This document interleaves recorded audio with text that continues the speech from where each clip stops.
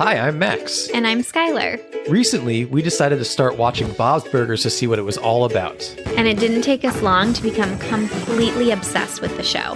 But one of the things we love the most about the show is the brilliant end credit sequences. Which is why we created this podcast. Each week, we're going episode by episode to talk about the elaborate end credits. We're excited to have you join us right here on Bob's Credits. We'll make sure the Bob's Burgers end credits get the credit they're due. All right! You make me feel, you make me feel, you make me feel like a chip-chipperoo. I like this. I don't know that worked. Well, it doesn't work, but but it does work for this episode.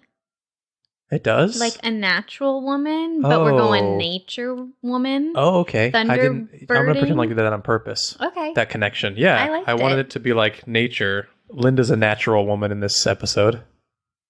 I've lost my co-host as she drinks some water. She'll be back with us soon, folks. Hello. There she is.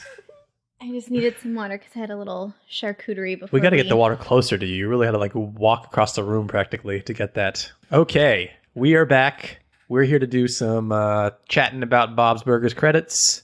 And we have entered a new season. We are season 4. Officially into season 4. That's exciting. We've been in season 3 for a very long time because seasons 1 and 2 were very short. Yep.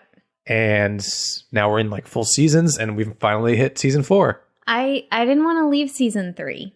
So it was a good season, but here we are. It was. If you listen to last week's episode, it was a Gouda season. Only our devoted listeners will get that. Yes, the ones who listened one episode before. Yes, or the ones who just listen week to week and are just like, what kind of chip-chipperoo is Max going to sing to me this week? Shall we dive in? Do you want to start with Max Pun or Bob Pun? Is it Bob Pun or Max? It's Bob Pun or Max Pun. That's the official title. Bob goes first. Bob goes first, always. Biscuit, are you ready? Biscuit's ready. He's going to guess on some of these too. Your first pun is the Random Jack of Chiveness Burger.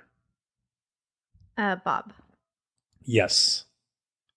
Your next pun is the Curious Case of Benjamin Mutton Burger. Damn, that's a tough one. Diane. Damn, Daniel. Damn, Daniel from the other two. You guys have to watch that show. It's watch the second other time. Two. It's on HBO Max right now. Season 1 only, and season 2 is coming. Yeah. Bob.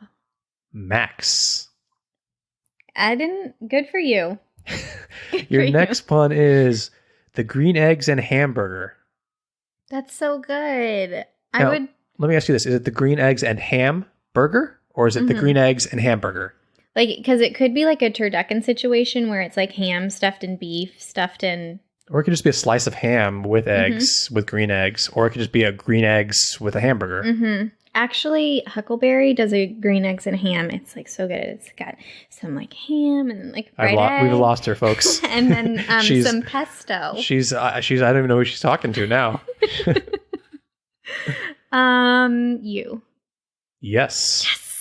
It was almost like too simple for Bob. Like, I don't know. Sometimes I feel like Bob overthinks things, so he doesn't necessarily reach for the simplest, easiest, better pun. I agree. I do try to channel Bob sometimes, and it's a little bit more like to get there, you have to it's a stretch a lot of times. To get there, you have to do what? Your brain has to do some like weird gymnastics, kind of like a back flip. You take a left and a right. Yeah, you know, like how when you're watching me play Super Mario Odyssey and I do like that flip, that back flip. That's what I'm thinking. My brain does. I'm so glad you said that sentence. Okay. Your last pun is the Blink 180 tuna burger. That's so great, but it has to be you, right? It is me. I love it. Yeah. I love it. I don't know if Bob would do a Blink 182 pun. No. It's not his thing. It's more of a Gene reference, maybe. If that. I feel like he's like Barbra Streisand. You're right. Maybe Tina. Tina, I could see her being into Blink 182. She'd be into Blink 182. Yeah. Not now. They're old men. But when they first came out, she'd be like, those are my boys. Oh, Papa. Those are my boys. The music video where they're running through the streets naked. Oh, she'd be like, double zoom. Yeah. Pause. Okay. Should we get into the episode a little bit? Let's do it. Skylar, can we have the title and synopsis for Season 4, Episode 1, please? All right. As the Belcher family returns to Fox, the first episode is called A River Runs Through Bob. Now I'm going to pause here because the web sleuths, I think, found that an alternate title to this episode was Sheesh Camp Bob. Oh, were they trying to do a little callback to Sheesh Cab Bob? Exactly. Oh. So I think that someone saw it on one of the production cards at some point. So this could have been the first title. But they went with A River Runs Through Bob, which I'm actually going to cast my vote for. Do you have a preference? Yeah, I like what they were doing with Sheesh Camp Bob, but A River Runs Through Bob isn't my favorite pun, but I get it. But it's funny. It ties to the plot. Yeah. It's a play on A River Runs Through It. Yeah, and how diarrhea runs through you. True. Yeah. Good point. Oh, you didn't get that? I did not. So now I like it a lot more. Okay. Now it makes more sense to me. Okay. All right. Okay. I see it. I'm on board. You guys are genius, you writers. That went over my head. Puns rarely do that for you, but all right, here is the synopsis. Bob, who's convinced he's great at the whole nature thing, takes the whole family on a weekend camping trip. It goes as well as you'd expect. Bob and Linda get swept away down a river just as Bob's food poisoning sets in, and the kids have to fend for themselves, rebuking Tina's Thunder Girl knowledge in favor of the survivalist guide they steal from their neighbors. It gets pretty dark, to be honest, and oh yeah, you can't forget there are very intense squirrels ready to attack Bob at any moment. This episode came out on September 29th, 2013, and was written by Dan Feibel and Rich Rinaldi, directed by Jennifer Coyle. I just want to say that the last episode of season 3 was in March or April. Mm-hmm. And then the next season started that fall, September, it seems like. So that's kind of where the split is a lot of the times for the turnaround, I guess, for episodes. That's still a significant wait. Yeah. For one of your favorite shows. Yeah, I think so. Thoughts on this episode? I'm going to say what we said last episode. This was not a favorite of mine. And then on a rewatch, it really rose in how much I love it. I agree. One thing I'll say to you is that you never have to worry about me kind of like dragging you to a camping situation and claiming to like be good at that stuff. I don't like camping or nature. Too many bear attack movies. Yeah, or what was that horror movie?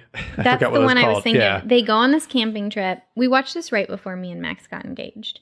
So that was my requirement before I proposed. I was like, we're going to watch this and then I'm going to go propose. So it's a girl and a guy, and the audience knows that he's about to propose.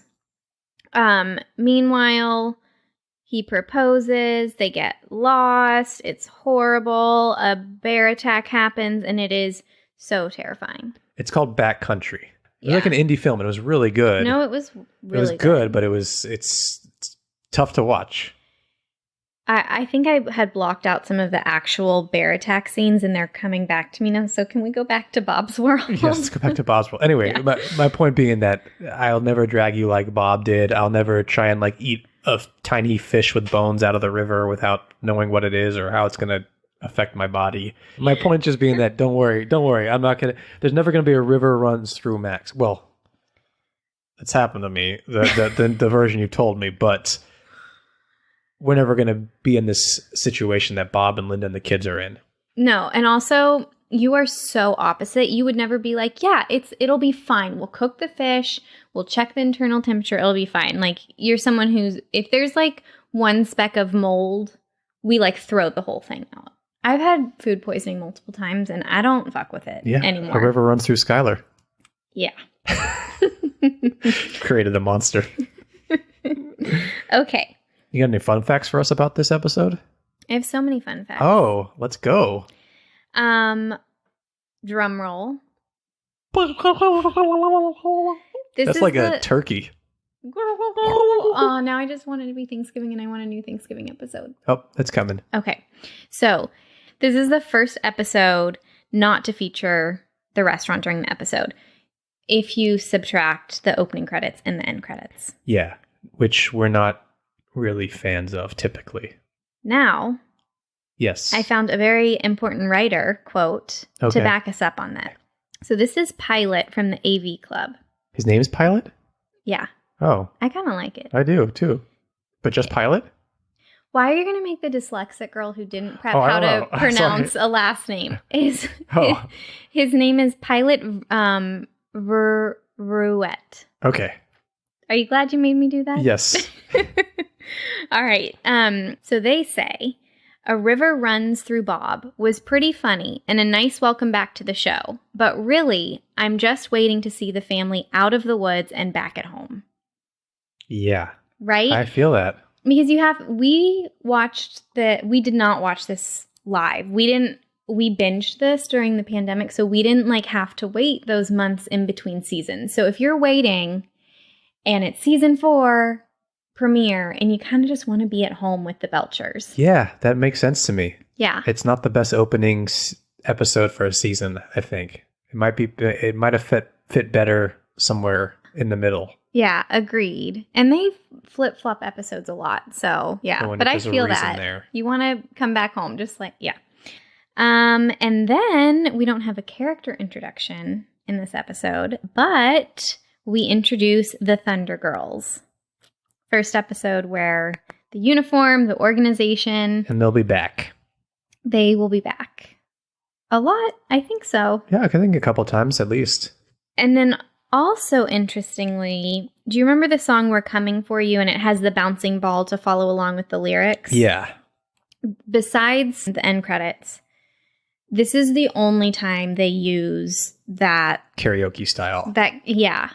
Interesting. Because I was wondering about that when we were rewatching this episode. It does stand out. It's almost like, oh. Yeah, and it seemed weird to me because they have so many songs where they do montages like that and it doesn't have the words on the screen, so I wonder why they decided to do it for this one in particular.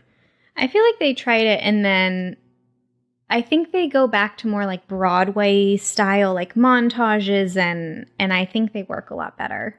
I think it's better because I think that puts it like front and center, like the lyrics. Whereas I think it's better when you're it's kind of like a bonus if you're actually, first of all, the music's great for a montage and you see what's going on. But if you go back and then listen to the words, you're like, oh, they were singing references to what's happening, or they were singing, Yeah, you're right. It stands out too much. So all of a sudden I'm reading the lyrics on the thing. So I like that choice. And then you had such a good pop culture reference from last episode, which I thought you were talking about my Natural Woman opening. What was it from last week's? The Unnatural? There was it was like a heroin reference. Oh, yeah, the Tina withdrawal, the Train Spotting. Did you notice any major pop culture references in this episode? Besides the title. Not that I can think of off the top of my... Oh, what about The River Wild? My favorite movie that you won't watch with me with Meryl Streep and Kevin Bacon. An iconic visual that's a pop culture reference. No. All right. Niagara Falls. Yeah, Niagara Falls. When I think pop culture moments, I'm like, Niagara Falls from 1970, man. Just 1970? It's still there, I think. No, I'm just thinking about Jim and Pam. Okay, I can't believe we didn't notice this, or I didn't notice it while we were watching, but when Bob and Linda wake up kind of naked, they're in the John and Yoko Rolling Stone cover pose. Oh. Isn't that great? Yeah. That's so random. But that's part of what I love about Bob's is it's a fantastically amazing and funny show, but I love this Rolling Stone cover isn't necessarily deep pop culture archives, but I love their love for pop culture. What year did they feature Niagara Falls on the Rolling Stones cover? I think that was 1970. 1970. Everyone knows the famous Niagara Falls cover. So that's all I have for you until we hop into the credits. I'm ready to get right into the credits. How do you feel about that? Let's do it. You're dancing? Yeah. Okay, so we'll go through the very last moment. They're driving home from the camping trip. Alive, luckily. Dad, your underpants. Thank you. Perfect underwear, perfect weekend. This isn't my underwear. More underwear for me, then. Rain, flash, flash. Thundergirl, we're a thunder. Okay. So much happened. First of all, Jean's been wearing underwear that is not Bob's underwear, which is disgusting. Yeah. But Jean's thrilled about it. Jean, the more underwear, the merrier at home, no matter whose it is, who wore it. It's gross. Okay, he's grossed out by it. I'm grossed out by Jean wearing someone else's underpants. I was grossed out by him wearing his dad's underpants. You were? Yeah. Hold on. His dad just had a bout of diarrhea. Oh, that's true. No, the food poisoning didn't hit him until he was naked? Yeah. Really? Yeah, because they were in the jacuzzi. Okay.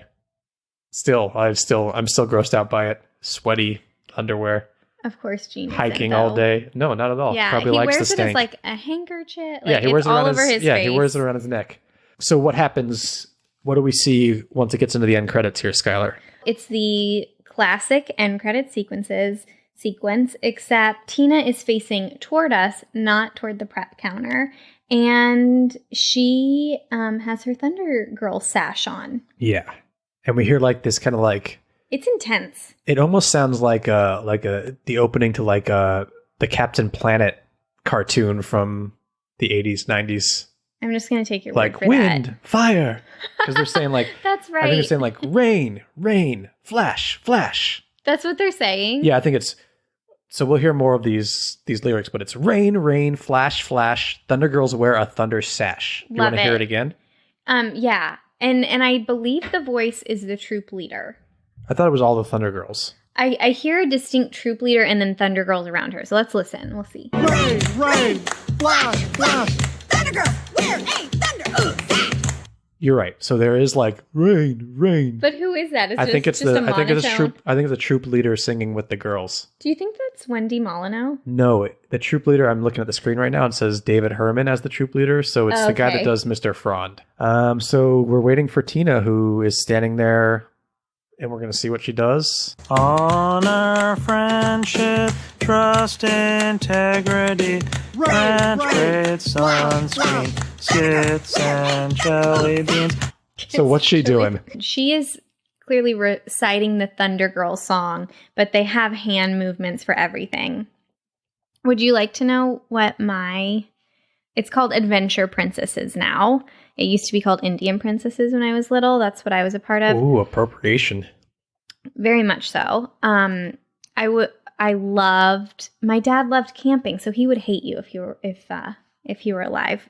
We just all we would do was just fight about camping. Yeah. We're going to sleep on the ground. No, we're not. We're staying indoors. Can he even you and Biscuit trying to tear us apart? Okay, so my dad loved camping. There was a program that was for dad and daughter bonding called Indian Princesses. It's now called Adventure Princesses. Thankfully, they changed that. It sounds like something Disneyland would have to change too. Yeah, totally. I mean, this was in the 90s. So I feel like my dad is very responsible for helping write this song. But our troop name was A Cola Pizza. Okay. And the song went like this. North, south, east, west, a cola pizza is the best. Oh, you were just doing movements just like Tina's doing here. Okay. Anyway, so I just thought I would pause this whole podcast, tell that whole childhood story to explain that Tina is singing and doing hand movements. Yeah, but I think that story is important because clearly that's like a thing. Like they have like songs and they're very like chanty. Yeah, I mean, I think this is parodying Girl Scouts way more. Yeah, sure. Aren't they all just a front for cookies anyway? It's all... No, that money goes to charity, I think. No, it's all for the cookies. No, you heard that in some comedy script, and they're now... No, I think it's legit. Parodying it back. No, I think there's a whole underground operation. They use the children to make the cookies. and sell the cookies and guilt you when you're walking into the grocery store. It's horrible. But they're so good. So it's hard because the music that's playing over this scene kind of clashes with Tina's, her little, is it a chant? I don't know what you'd call it. Do you have what she's saying? Because it's really funny. I do. I'll read it all once we kind of get through it. Okay, just that sounds because good. there's so much more that she says here. So let's hear what else she sings over this beat. Linda's in the window. Everyone's acting normal except for Tina. Thunder girls are bound to sing this song of nature, friends and things. I'll be a thunder girl till I'm 6 feet under, girl. That's right. I'll be a. Okay, what are you laughing at? So Tina just goes through more motions as she's singing. That would be a lot to memorize. There was a lot of hand movements. Okay, here's what she was saying. So we got the background, like I said, rain, rain, flash, flash. Thunder girls wear a thunder sash. And I think they kind of like repeat some of that stuff as Tina's going. Honor, friendship, trust, integrity, French braids, sunscreen, skits, and jelly beans. Thunder girls are vowed to sing this song of nature, friends, and things. I'll be a thunder girl till I'm 6 feet under, girl. Oh, that's right. I'll be a thunder girl. Yes, but that last part, she is done with the recitation of this thing. Is that a word? Yeah, to recite? Yeah, sure. Recitation. Yeah, I'll take it. I don't know. And now I will like perform a recitation. Works for me. Okay. About Niagara Falls. It's called 1970. 1970. Niagara Falls. And then she kind of does her own thing and she's like, Thunder Girls. I'll be a Thunder Girl till I'm 6 feet under, it's like girl. she's starting to freestyle on there. I don't know why I find that so funny. It's the great. 6 feet under girl. I think it's hilarious. It's very Bob's Burgers Riders. I love it. What else happens? So you think that's just all that's going to happen in these credits. She does like a cool little arm swaying movement at the very end. Well, that's because she's in her rap persona. Yeah, she's just about to get into it. Yeah. Gene makes an appearance in his burger costume as normal, but that's not the only thing that happens there. What else happens? So we see these little furry things creeping behind Tina. I think they're actually coming from all parts of the screen. Yeah, they come to all directions. And attack Bob. Yeah, little squirrels. And it's hilarious. And he does not like it. No. And then the screen goes black, or to the production cards as Tina's kind of finishing her song, and that's it. I love that it's still going. Highlights, lowlights about these end credits? I just want to say that I feel like Bob deserves the squirrels. And he's trying to throw them off. I think it's anyone who loves nature deserves the squirrels. If you love nature that much, enjoy the squirrels attacking you. I think we were to mention that Bob gets knocked down by the squirrels. He goes flat on the ground. Yeah. I have actually, we just rewatched the whole thing, and I picked up on a few details that I love. Do you want to go first with your highlights, though? My highlights are just, I love Tina's monotoneness, as always, and her monotone over this very fun beat is great. And her trying to hit the high notes in the monotone voice is hilarious. That's one of my highlights, too, except I don't think it's just monotone. She is severely off pitch, which makes it. Right. I think it totally makes it. Perfect, Tina. Good performance by Dan Mitz there. I also just the Thunder Girls that are singing in the background. There's an before Tina starts. And if you just listen, they're just too aggressively into this song, which I find really funny. And every Thunder Girl troupe has that Girl girl. Scout girl. Yes, one or two of those girls. Yeah. That's why I quit. They pushed me out. Oh, okay. The real secret's coming out. Okay, so it goes to the card.